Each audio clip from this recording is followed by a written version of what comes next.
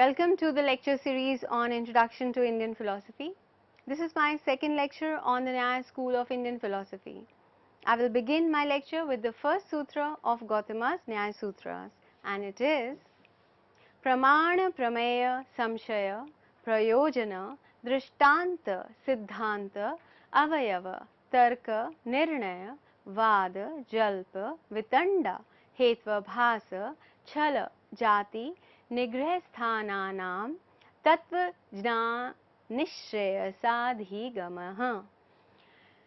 Now, this means that final emancipation from all sorrows is attained through the true knowledge of pramana or valid means of knowledge, prameya or objects of knowledge, samshaya or doubt, prayojana or purpose, drishtanta or example, siddhanta or conclusions, avayava or members of syllogism, tarka or corroborative reasoning, nirnaya or ascertainment, vada or discussion, jalpa or wrangling, vitanda or destructive dialectic, hetva bhasa or fallacies, chala or quibbling, jati or false arguments, and nigrahasthana or points of defeat. Now the question is, why should the Nyāya Sutras begin like this? What was in sage Gautama's mind? Jayanta Bhatta in his Nyāya Manjari justifies the form of the first sutra by raising and solving the paradox of readership of a text. So, to the question, why should the Nyāya Sutras begin like this, Jayanta replies rather ironically that every book has to begin with a first sentence, otherwise it would never be finished. The question's import is, however, different. Why list out the subject matter and the ultimate end of the book? Gautama could surely have started with the main topic straight away. As I said, Jayanta Bhatta's reply to this question leads to what can be called the paradox of readership. Jayanta says that neither a person undertakes an action nor he cares to read a book unless he realizes the usefulness of either of them. Jayanta thinks that a book is only read when the person knows its utility. But this raises a paradox. If a person is unaware of the utility of a book, then he would not read it. And if he was well aware of the utility of a book, then he wouldn't read it either. Because to know the book's utility is to be already acquainted with it. So, aware or unaware, the book would not be read. If I don't know the contents of a book, I would not read it. But if I do know the contents of a book, then I wouldn't read it either. Of course, like all paradoxes, this paradox too revolves around taking too wide a meaning of words like utility or knowledge. If I know the use of something, it is only then that I use it or misuse it. It is certainly not because of my knowledge of its use that I avoid using it. So, when I know the contents of the book, I realize that it is useful or not. Accordingly, I show an interest or disinterest in the subject. If the contents of the book are shortly listed out in the first sentence and the direction that the book will take is declared, the person shall immediately be either interested or disinterested. If interested, even though he may carry doubts about the program of the book, he moves on to the second sentence, the third sentence, and so on. So, the mere knowledge of the utility of the book is necessary only for his movement. The first sentence of a book indicating the utility of a book removes all our doubts as to its acceptability. One can't really doubt the utility because, as Jayanta says, this would be like a diseased person doubting the efficacy of the doctor's prescription. The disease would only consume him if he does so. If I scrutinize my very first action, then I'll never make progress and will invite failure in life. So, Gautama does a fine thing by listing out the contents of the book so that it could generate an interest and thereby develop a spirit of inquiry in the reader. At the outset, it is proper to speak out what attracts the listener to lend his ears to it. And people in India have always been interested in liberation, and that is why Gautama mentions this as the final aim of his book, a study of which is essential for the same. What? Attainment of liberation. Jayanta says that scholars too have recommended this kind of approach.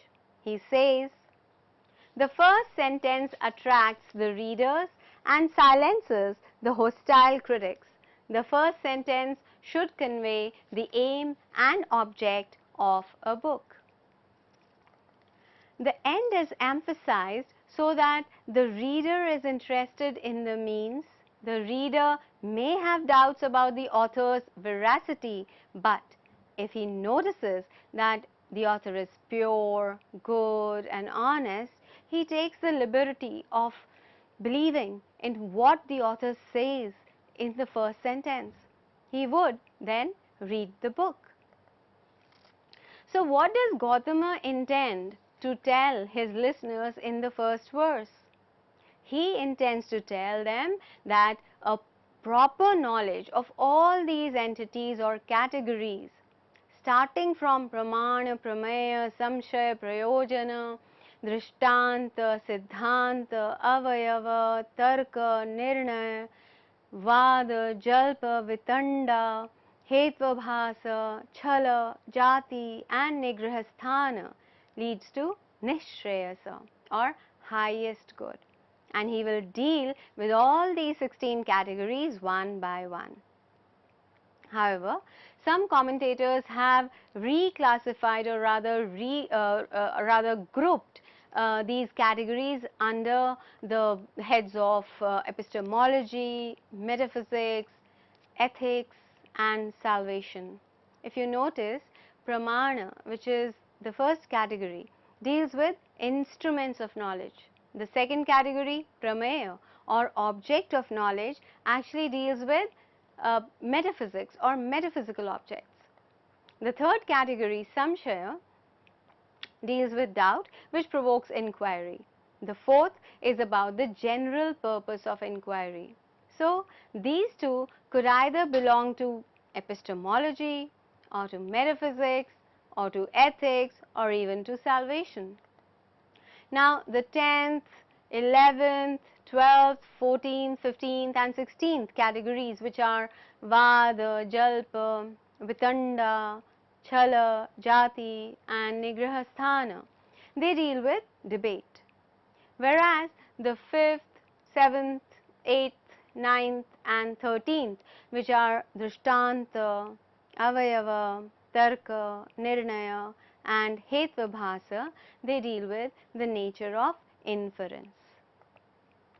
Now, the second sutra of Gautama's Nyāya Sutras is also important because in that Gautama states how these categories will lead to nishreyasa, and the sutra is dukkha janma pravritti dosha mithya jnananam uttaro uttara paye tadanantara payat apavargaha. Meaning, when true knowledge appears, wrong notions disappear, and with the disappearance of wrong notions will disappear its effects like passions, etc., which further give rise to doshas or defects, which in turn give rise to pravritti or activity. Now, activity is operation of speech, of judgment and of the body. Now, janma or birth happens because of activity and defect, and janma we all know leads to dukkha or pain. This is why Gautama talks about annihilation of wrong notions. Because annihilation of wrong notions leads to apavarga or absolute freedom from pain. Anyway, it is now time to understand the first category, which is pramana or valid means of knowledge. Let us understand the basics of Nyāya epistemology. The word jnana or jnana, which means awareness, turns into the word prama when that awareness is true, correct or valid. One can be aware of both true and false things. Only the true awarenesses have the right to be called prama. I can be aware of what is in front of me presently and also of whatever I recall. What I am presently aware of can be taken to be a correct apprehension or a misapprehension. In this sense, memory too can be both true or false. We must keep in mind that the Nyāya school takes a true cognition to mean knowledge of what is present. So, prama is a true presentational knowledge or yatharthanubhava. Memory is therefore excluded as it is not presentational in character. I may remember a train I saw in childhood, but there won't be any train in front of me when I am remembering. The Nyāya school does concede that recognition in which memory plays a part is a case of prama. Now, prama has three characteristics, and they are: first, it is definite categorical assertion. Now, which implies that there is a firm conviction or belief in whatever the awareness may be of. So, certainty or belief is the mark, or rather the first mark. Then the second characteristic is that it is correct, true, unerring. That is yathartha. Now, why is that? Because it is not contradicted by its object. To know a thing truly is to know it as characterized by what is a characteristic of it. So, according to Nyāya, the truth of knowledge consists in its correspondence to facts. Now, to these two characteristics of certainty and truth is added the qualification of prama being a presentational cognition or anubhava. You may think memory is true. I am certain about what I remember. Then why is it not prama? The answer is memory is not anubhava or presentational. Anubhava is knowledge which is grounded in the object. It is knowledge which is due to the object itself. It is arthajanya. So, the Nyāya definition of prama comes to this. Prama is a presentational cognition, anubhava, in which there is a characterization in thought of the object as it is in reality, yathartha, as well as a definite assurance of its being objectively valid, asamdigdha.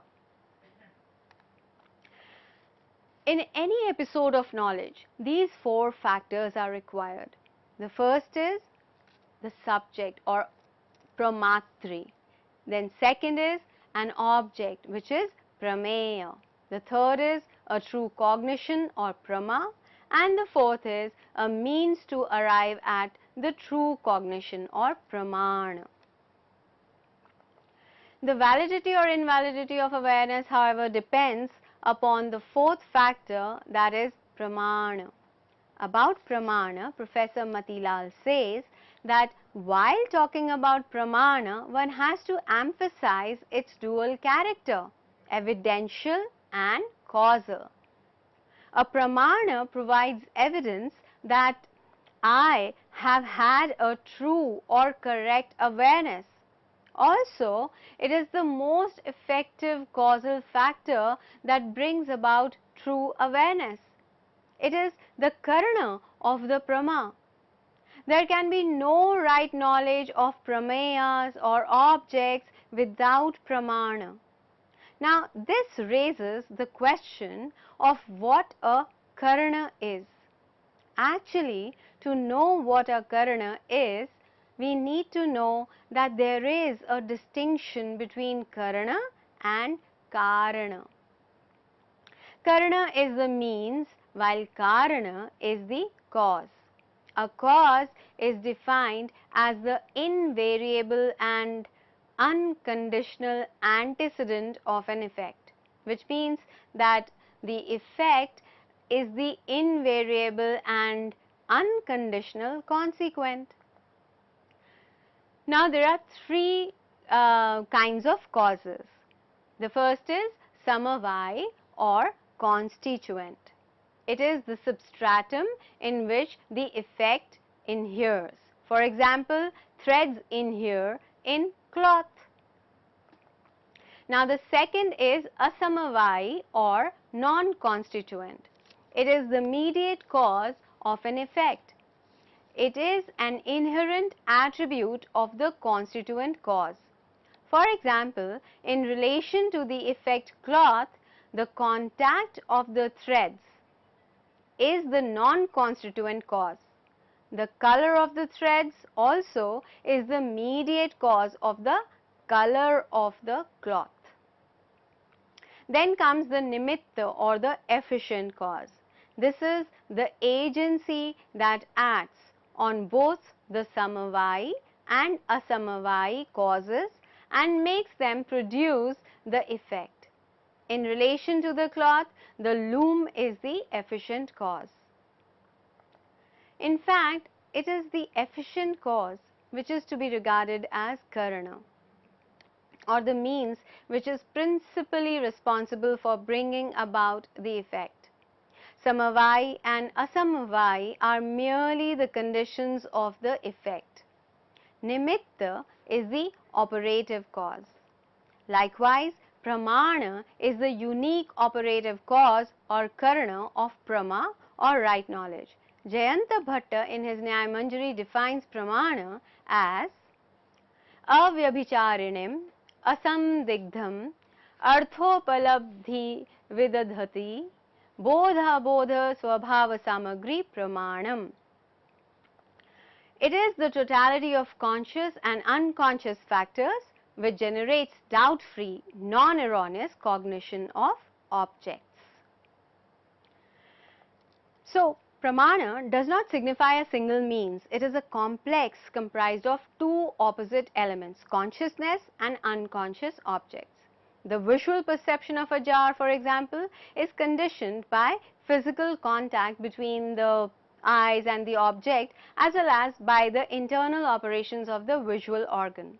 Its contact with manas or mind and of the mind with the Atman.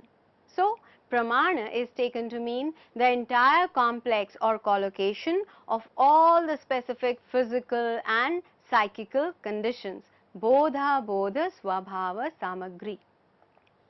The Nyāya school accepts four pramanas, and they are pratyaksha or perception, anumana or inference, upamana or comparison, and shabda or verbal testimony. Going by Jayanta's definition, the specific cause or karana in each of these is a complex of physical and psychical conditions. The subject and object are, however, excluded from these. I will give certain day-to-day examples to make you understand how these conditions, bodha, bodh, swabhava samagri, are engaged, and Jayanta Bhatta stands justified. Let us take the first example and consider the statement, I have seen with the torch. Here, the torch and its light rays, the visual organ, the attending mind comprise the pramana or the most effective causal factors of whatever we were able to see. Now, the second example, consider the statement, I saw with my eyes. Here, the visual organ, that is the eyes, the mind, the Atman, comprise the factors most important for the arising of prama. Then third example, And the statement is, I inferred through the sign. Now, inference is from the perceived to the unperceived. So, perception is absolutely necessary for it. And the causal factors are the perception of a mark or hetu, the psychical recollection of vyapti, which is the universal concomitance between the sign and the signified. Then there is this desire to infer, and this list would also include the eye or any other sense organ, the attending mind, its connection with the Atman. So, you see, some of these are obviously physical, the others are psychical. Let us consider another example, and the statement is, I learned from the expert's words. You know that verbal testimony or shabda comes from a trustworthy person, apta. Now, Vatsyayana defines an apta as a person who has directly experienced the dharma and is motivated by a desire to transmit what he has seen. In this case, the pramana would consist of complex conditions like perception, auditory in the case of spoken words, and visual in the case of written words. Then there must be an understanding of the meaning of the words perceived by us, and we arrive at the verbal knowledge of objects.